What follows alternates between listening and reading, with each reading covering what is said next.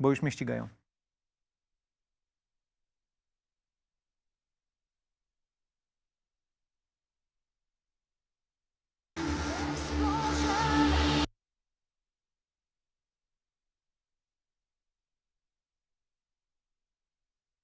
Oto jest dzień, który dał nam Pan. Weselmy się i radujmy się w nim, Oto jest dzień, który dał nam Pan. Weselmy się i radujmy się w nim. Oto jest dzień, który dał nam Pan. Oto jest dzień, który dał nam Pan, Weselmy się i radujmy się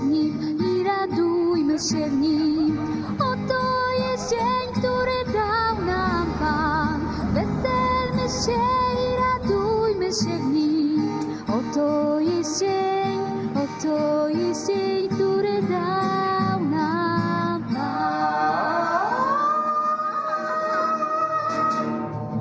Dzień, który dał nam Pan dzisiaj, to dzień spotkania z twórcami filmu Ostatni Komers. Ten film zaczyna się właśnie tak, jak teraz to zobaczyliśmy. Ja nazywam się Błażej Hrabkowicz. To ostatnie spotkanie w ramach konkursu filmów mikrobudżetowych. Dzień dobry. Są z nami, jak wspomniałem, twórcy, reżyser i scenarzysta Dawid Nikel. Dzień dobry. Dzień dobry. Autor zdjęć Michał Pukowiec. Dzień dobry, cześć. Aktorki Sandra Drzymalska. Dzień dobry. Dzień dobry. I Nel Kaczmarek. Dzień dobry. Dzień dobry. Aktor Mikołaj Matczak. Cześć, cześć. Cześć. I producentka Marta Habior. Dzień dobry. Dzień dobry, Marto. Zacznę od Dawida. Dawid, oglądając ten film, sporo nazwisk mi się przewija w głowie, filmowców, których ślady gdzieś widzę w tym filmie.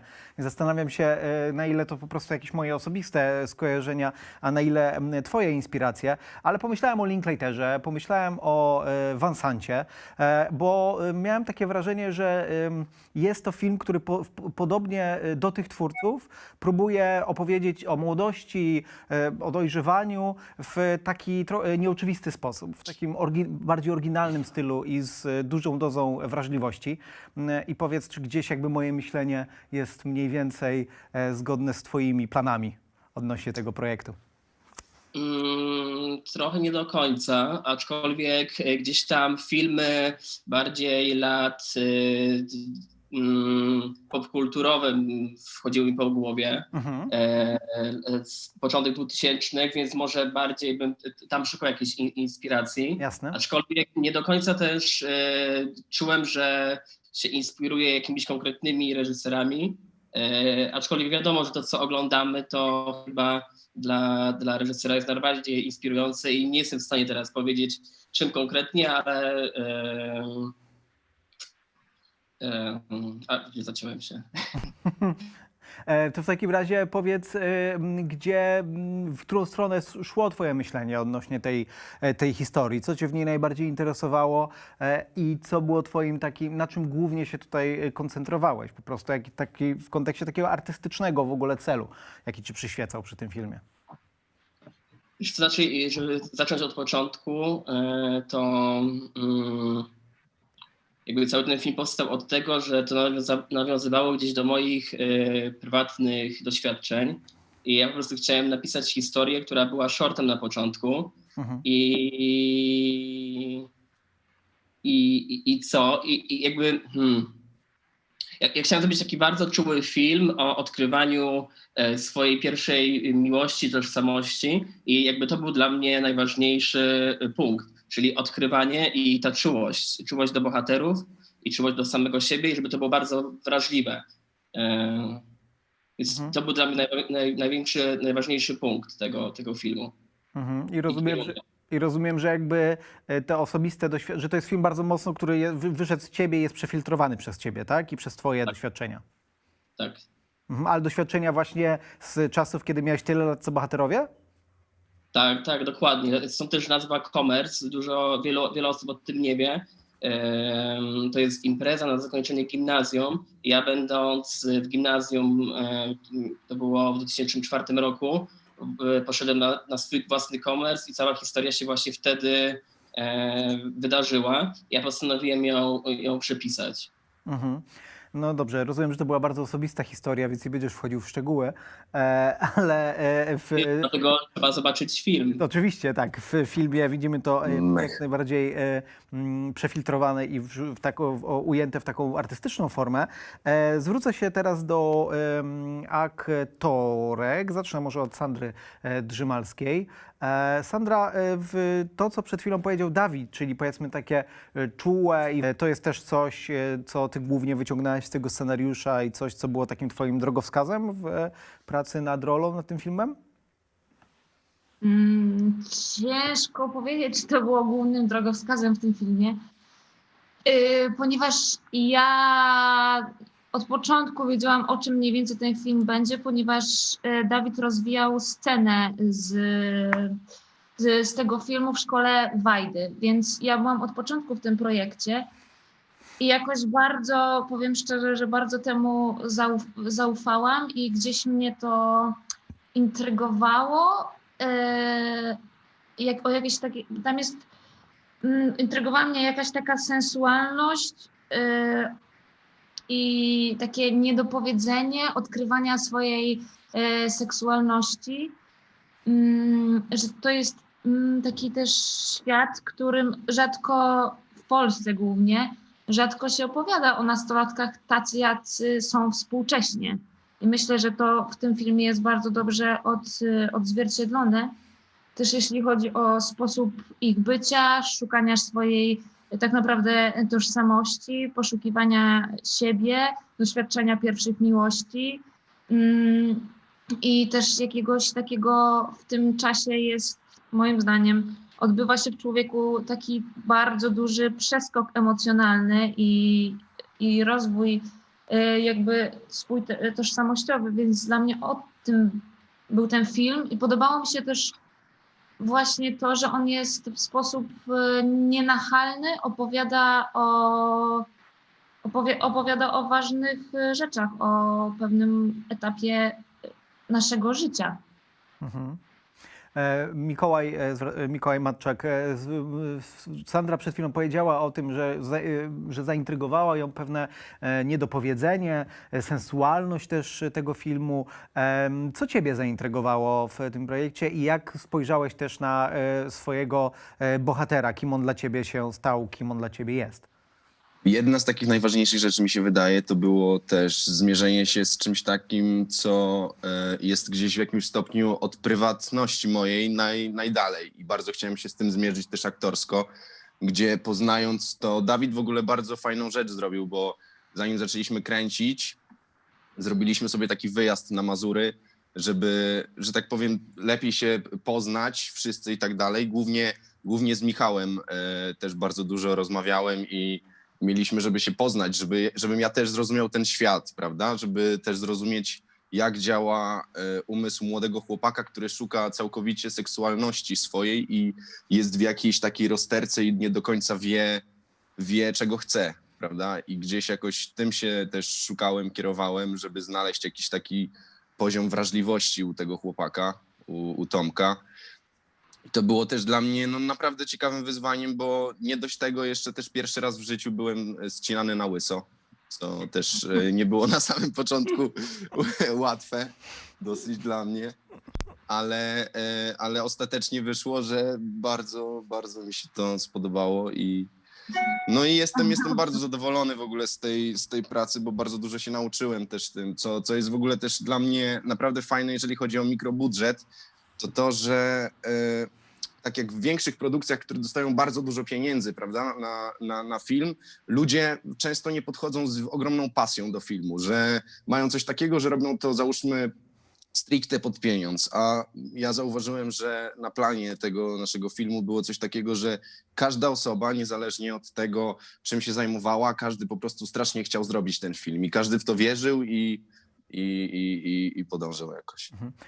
Jeszcze na pewno zapytam Martę Habior za chwilę, czy również jest entuzjastycznie tak nastawiona do mikrobudżetu, bo to zastanawiam się, czy perspektywa producentki będzie podobna. Ale zanim do tego przejdziemy, to jeszcze Nel, zapytam ciebie o twoje, jak to wyglądało w twoim wypadku i w przypadku twojej bohaterki. Sandra mówiła właśnie o tej sensualności, niedopowiedzeniu. Mikołaj mówił o tym, że jego bohater szuka tej seksualności swojej i że szuka właściwie swojej tożsamości. Gdzie znalazłaś swoją bohaterkę? Jak o niej myślałaś?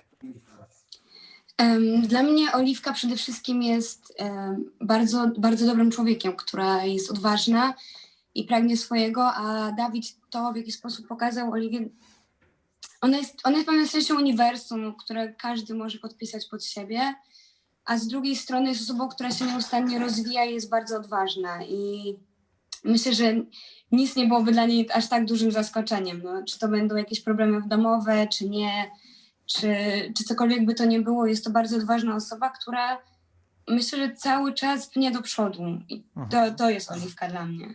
Mhm. Rzeczywiście chyba w tym filmie tak jest, że ona jest taką osobą, gdzie wiele bohaterów, wiele postaci, wiele bohaterek też w tym filmie odczuwa jakiś rodzaj zagubienia i mam takie wrażenie, że Oliwka też jakby oczywiście czegoś poszukuje, ale że ona paradoksalnie być może jest właśnie tą osobą, która ma jakiś taki swój bardzo silny wewnętrzny kompas. Nie wiem, czy dobrze rozumiem, że mniej więcej o to ci chodziło.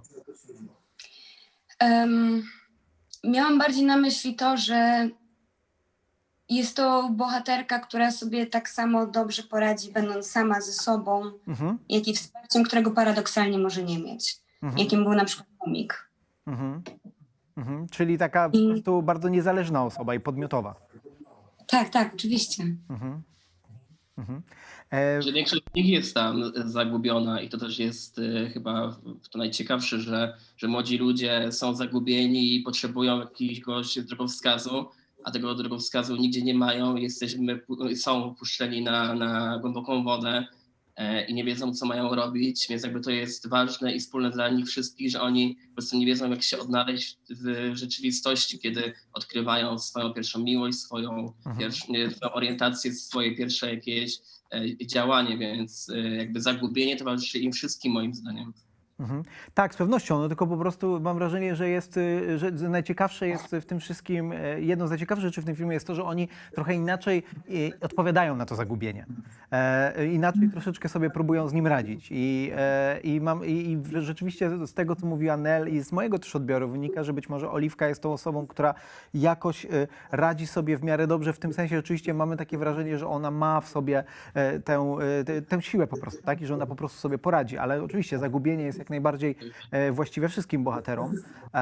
Natomiast nie wiem, Dawid, oczywiście być może nie zgodzisz się i możemy podyskutować, czy rzeczywiście w ten sposób Oliwkę widziałeś, pisząc ten film i w ogóle wymyślając. Nie, oczywiście, wiesz co, no ona jest przede wszystkim dla mnie taką najsilniejszą osobą w tym całym towarzystwie.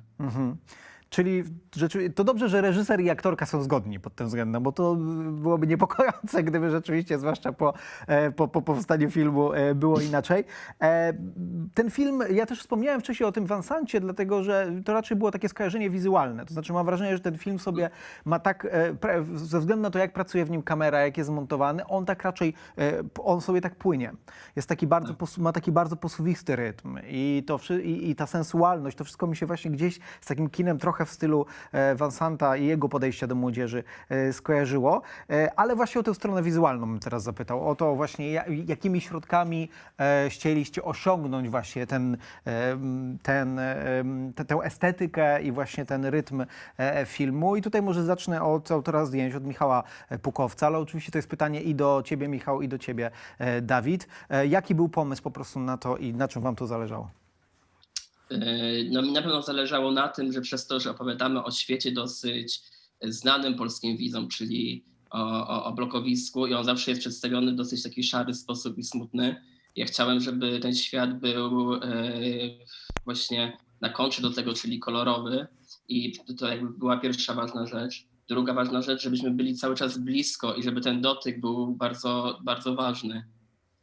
Dlatego też momentami ta kamera jest za blisko ciała, za blisko twarzy, a dla mnie było to ważne, jakie są emocje i co my dokładnie widzimy. Dlatego też się zdecydowaliśmy na taki specjalny obiektyw, który jeszcze bardziej przybliżał. Mhm. No Michał? to jest w ogóle, no z tym obiektywem to jest w ogóle długa historia, jak to wyszło, że my zaczęliśmy robić ten film na takich długich lufach. Ale generalnie co do całego stylu wizualnego, to ja może zacznę od początku. To trochę wydaje mi się, że no masz absolutnie rację z tym Van Sandem tutaj.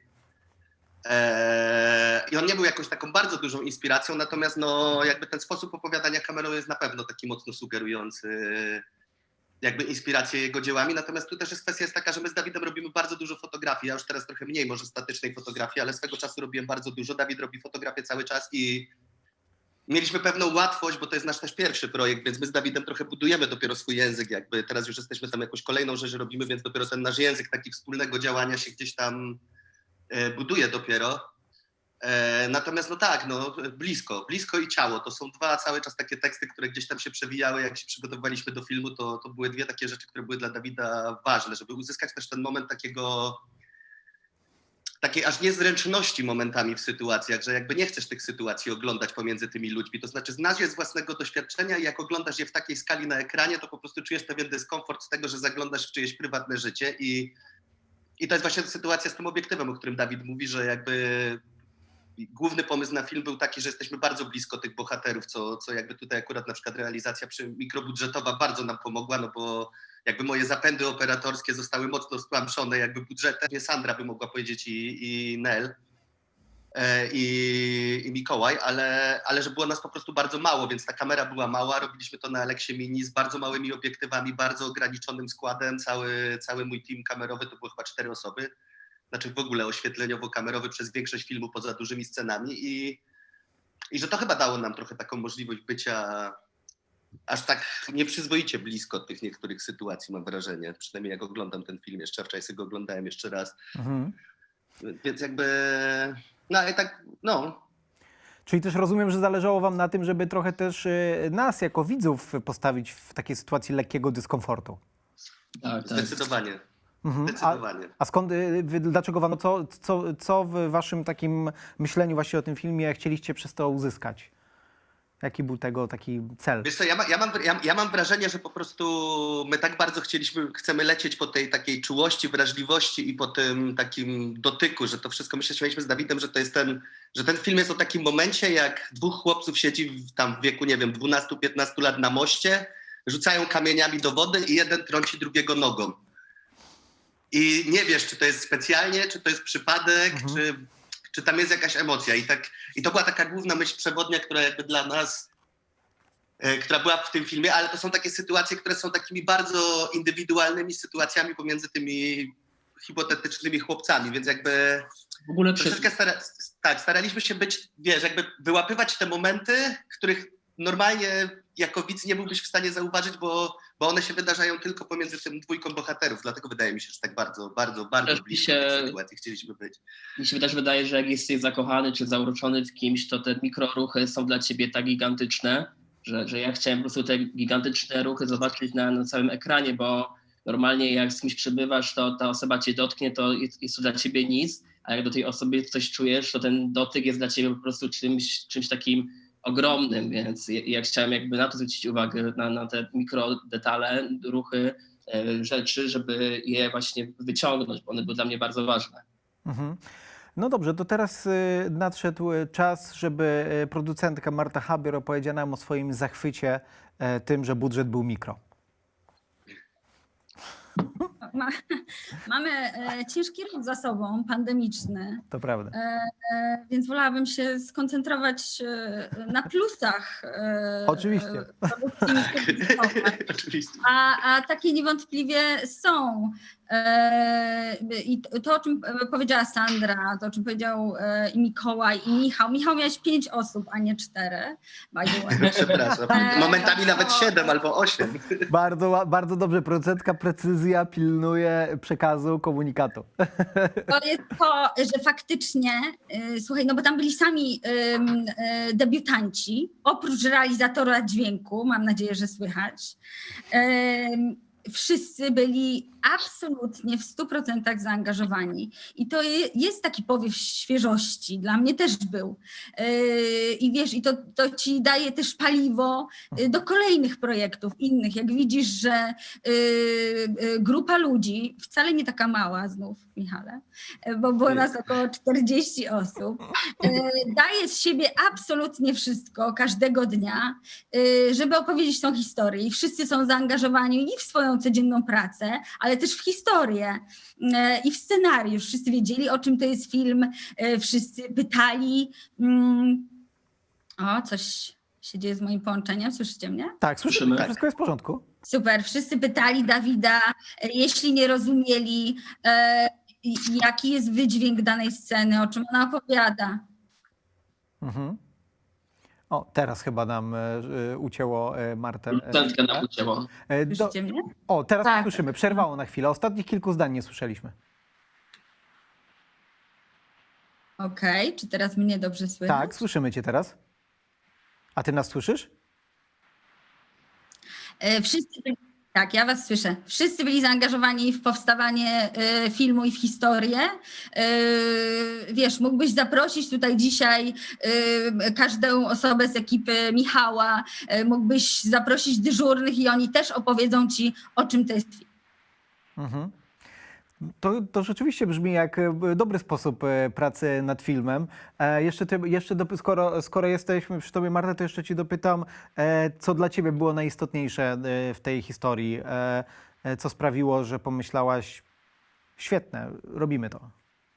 Dwie rzeczy. Pierwsza, przyjaźnię się z Dawidem, kibicuję mu. Uważam, że jest świeżym głosem młodego polskiego kina. I druga rzecz to bohater. To, na kim się koncentruje, kogo bierze Dawid na warsztat, jakich bohaterów i sposób, w jaki o nich opowiada. Ta czułość i zrozumienie, z jakim traktuje każdego swojego bohatera. To są te główne dwa powody, dla których chciałam się zaangażować w produkcję. Za chwilę wrócimy do naszej rozmowy. Teraz krótki przerywnik. Zobaczmy fragment filmu.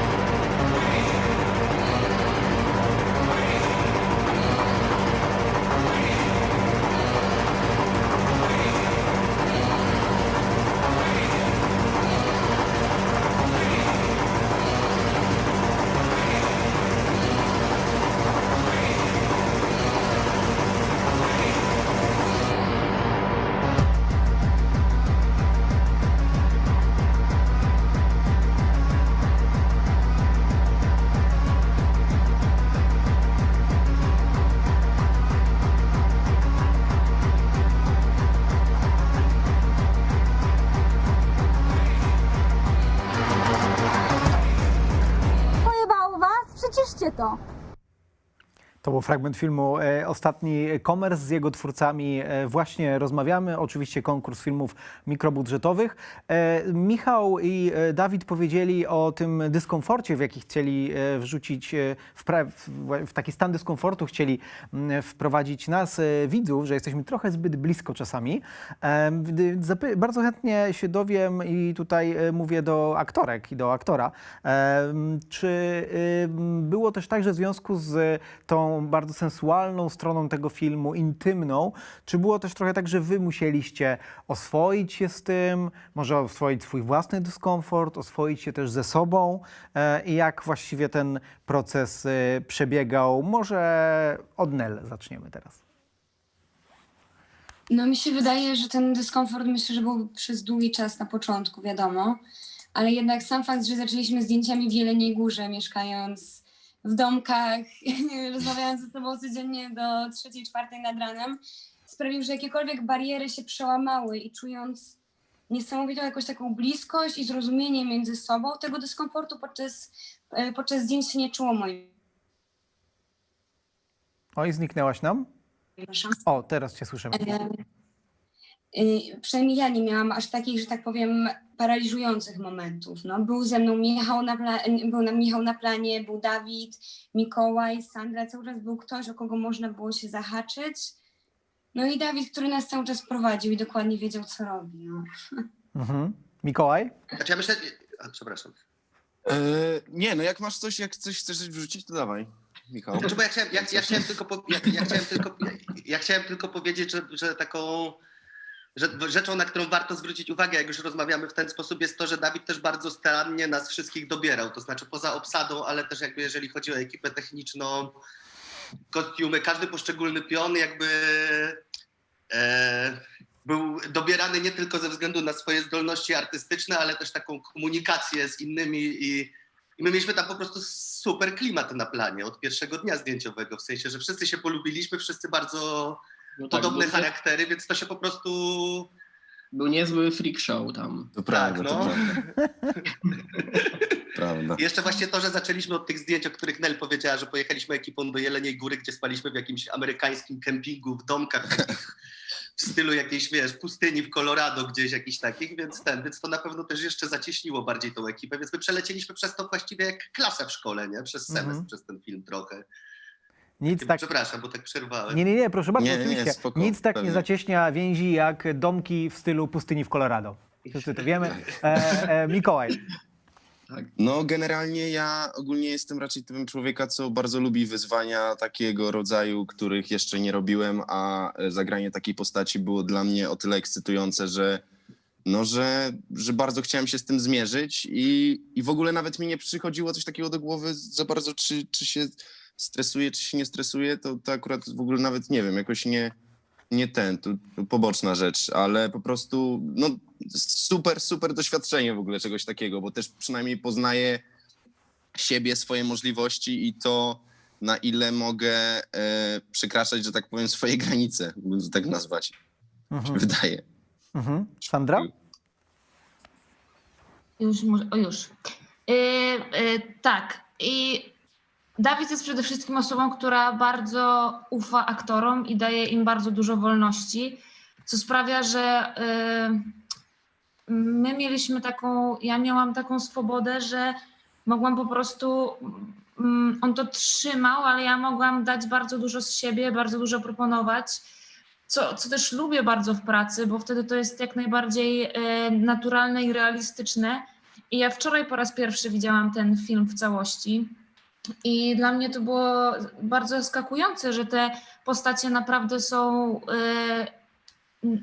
naprawdę tam coś się w nich dzieje w środku i jest to wolne, jest to prawdziwe, bardzo, bardzo naturalne, co mnie bardzo ciągnie też do kina, a jeśli chodzi o przekraczanie jakichś granic, no to chyba nie było takiej raczej potrzeby, bo my się czuliśmy bardzo bezpiecznie. Mieliśmy też, tak jak wszyscy mówili poprzednio, że mieliśmy bardzo naprawdę dobrą ekipę, a jak się pracuje z takimi ludźmi, no to jest sama przyjemność i fajnie ich zaskakiwać, a nie blokować się, bo to jest wtedy wielka frajda. I w takich momentach no, bardzo szanuje się ten zawód, jeśli chodzi o aktora i kocha to, bo jednak czujesz, no nie wiem, ja się czułam w jakiś sposób ważna na tym planie i że nie jestem tylko i wyłącznie aktorką, która odtwarza pewną rolę, tylko mogę coś stworzyć, jestem współtwórcą tego filmu i myślę, że większość z nas miała takie poczucie, co jest bardzo ważne, bo wtedy ludzie naprawdę potrafią dać bardzo dużo z siebie. Dawid, Nel... Chciałam coś dodać tylko do tego, Proszę, co powiedziałam. oczywiście, proszę. bo faktycznie tak było, że ustaliliśmy, bardzo nam zależało na tym, żeby ten film był autentyczny. I z uwagi na bohaterów, i z uwagi na odbiorców filmu. Wśród młodzieży żadna ściema nie przejdzie, więc Dawid też pozwalał często na improwizację i rozmowy pomiędzy Dżulą a Oliwką. To są rozmowy improwizowane, czy rapy pana Tadeusza Mikołaja, czy scena w szatni z Sandrą. Bardzo dużo improwizacji, na które Dawid pozwalał, które wręcz podpuszczał do nich. I później z tego korzystaliśmy. Mhm. Dawid, Nel powiedziała o tym, że byłeś cały czas bardzo blisko i prowadziłeś aktorów i aktorki. Marta wspomniała o tej improwizacji. O tym prowadzeniu jeszcze chwilę chciałbym porozmawiać. Jak wygląda tutaj twoja metoda? Czy ty dajesz jakieś bardzo szczegółowe instrukcje aktorom, czy raczej jakby, nie wiem, zarysowujesz pewien nastrój sceny, emocje, na przekazaniu których ci zależy i pozwalasz jakby swoim aktorom i aktorkom zrobić coś własnego z tym? To było bardzo indywidualne, dlatego też są tak naprawdę te dwie historie. Historia chłopaków i historia Oliwii, ponieważ historia Oliwii jednak była bardzo mocno w pewnym sensie napisana, więc Oliwia była prowadzona jednak częściej jak aktorka, czyli miała scenę, oni byli nauczeni tych scen, tekstu. Natomiast z chłopakami było więcej podglądania i szukania i wypuszczania. No, gdyby Michał Sitnicki, gdyby miał odgrywać jakąś rolę, no to by było to komiczne, no bo on nie jest aktorem, nie potrafi grać, więc nie mogłem mu pozwolić na to, żeby on tam się zagrywał w czymś, no bo to by nie wyszło. Więc jakby jego sposób na niego był bardzo dokumentalny, czyli szukamy, on mówi swoje teksty. Z Mikołajem było pół na pół. Było w tym właściwie, tak jak Marta powiedziała, dużo improwizacji, więc to prowadzenie było bardzo indywidualne, ale to był celowy zabieg, żeby wymieszać tych aktorów, którzy są bardzo różnorodnie prowadzeni. Mhm. A dlaczego akurat Oliwka była tak bardziej napisana, a na przykład reszta postaci mniej? Z czego to wynikało? To wynikało po prostu właśnie z jakiejś charakterystyki tych bohaterów? To wynikało z tego, że ta historia chłopaków była, wiesz, jak widziałeś w filmie, dużo tańczenia, dużo Tak, jakichś takich momentów, gdzie, znaczy przede wszystkim tam nie było jasnej historii dla mnie.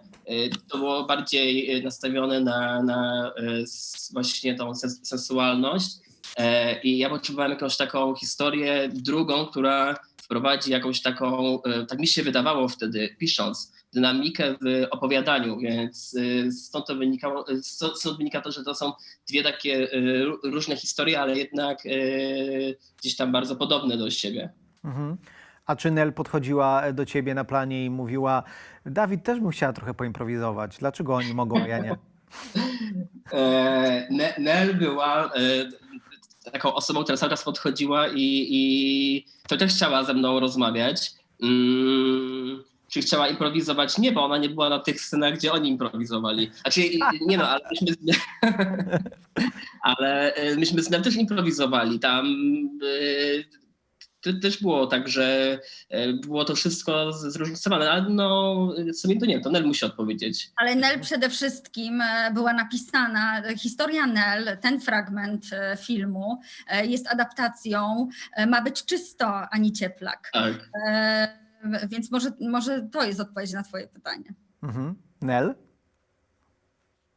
To ja tylko dodam, że to Dawid bardzo chciał, żebyśmy robili improwizację i mieliśmy taką sytuację z Zosią, że położył nas na leżakach i powiedział: dobra, to róbcie, gadajcie, i nas nagrywał. Nie wiem, ile to trwało, ale właśnie kawałek... 50 minut. Oj, tak. Serio? A myśmy leżały i rozmawiały ze sobą i tylko czekałyśmy na cięcie albo stop. A oni się tam świetnie bawili, więc to była nasza jedna taka najmocniejsza scena improwizowana. Tak, ale też ważne, Błażej, jest to, że tak jak wspomniałem na początku, gdzieś ja najpierw napisałem shorta i ja nie dostaliśmy pieniędzy na tego shorta i wtedy ja się zastanowiłem, co zrobić, żeby ten film po prostu powstał. I i sięgnąłem właściwie po fragmenty Ma być czysto i połączyłem tego shorta z tymi fragmentami Ma być czysto i wtedy pokazałem Marcie, ponieważ widziałem, że na Pistwie ruszyły mikrobudżety i powiedziałem, słuchaj Marta, ja zrobiłem z tego shorta, rozwinąłem go, a on jest dalej za krótki, dołożyłem do tego jeszcze jedną osobę, chcę, żeby to był portret zbiorowy pewnej społeczności, z której ja się wywodzę, bo ja jestem z Kędzierzyna-Koźla, ja dorastałem wśród takich ludzi, więc ja po prostu chciałem zrobić taki portret zbiorowy tej społeczności, z której pochodzę i że było mało czasu, to stąd wynika to, że ta historia Oliwii jest tak mocno napisana, ponieważ bazuje właśnie na fragmentach Ma być czysto. Więc też tak, odpowiadając na to pytanie, że to był bardzo długi proces, chociaż w sumie krótki, ale skomplikowany napisania tego scenariusza. Dlatego on też taki jest eklektyczny. 50 minut swoją drogą sceny improwizowanej brzmi jak dużo. Także sądzę, że dużo z tego... Ja bym tam mógł nagrywać cały czas. Sądzę, że sporo dało się z tego wyciągnąć i mam takie poczucie, że Nel mogła być ci wdzięczna, że jednak to nie było więcej niż 50 minut. Mogłabym, chociaż na początku nie czułam, że to było 50. Dopiero już po jakichś rozmowach wyszło, że myśmy faktycznie siedziały tę godzinę. Ale to też jest, uważam, że naprawdę Szepo była w stronę planu zdjęciowego, bo jednak siedziały dwie dziewczyny na leżakach i przez godzinę improwizowały, co jednak musiało być ciężkie momentami. Michał, jeszcze ciebie chętnie zapytam o to, jak z punktu widzenia czy dla ciebie z punktu widzenia operatora jest jakaś różnica między właśnie pracą nad scenami, które są rzeczywiście jakoś tak napisane i są jednak ustrukturyzowane a pracą nad scenami, które są improwizowane. Czy na przykład w tych scenach improwizowanych ty musisz być jakoś bardziej wyczulony, żeby pewne nieoczekiwane rzeczy wyłapać? Jak to wygląda z twojego punktu widzenia? Wiesz, to na pewno jest różnica, w sensie, wiesz, moment, w którym dokładnie wiesz, co się wydarzy, gdzie aktorzy pójdą i macie to zaplanowane i przemyślane, to jest sytuacja o wiele bardziej komfortowa niż te improwizowane sytuacje. Natomiast my też, wiesz, z Dawidem zdecydowaliśmy się na to, że prowadzimy ten film z ręki i że ja będę szwękierem kamery, w sensie ja sobie chodziłem sam z kamerą, więc to nam też na pewno nam ułatwiło. W sensie jakby podążając za tymi bohaterami i będąc z nimi cały czas, nie musząc się komunikować, w sensie, że nie było żadnego pośrednika pomiędzy nami i ja siedziałem z tą kamerą, to było nam łatwiej, na pewno, zdecydowanie, ale... Plusy mikrobudżetów, widzisz. No, tak. Ale ja bym tak mógł robić nawet i makrobudżet. Czyli rozumiem, No to jest...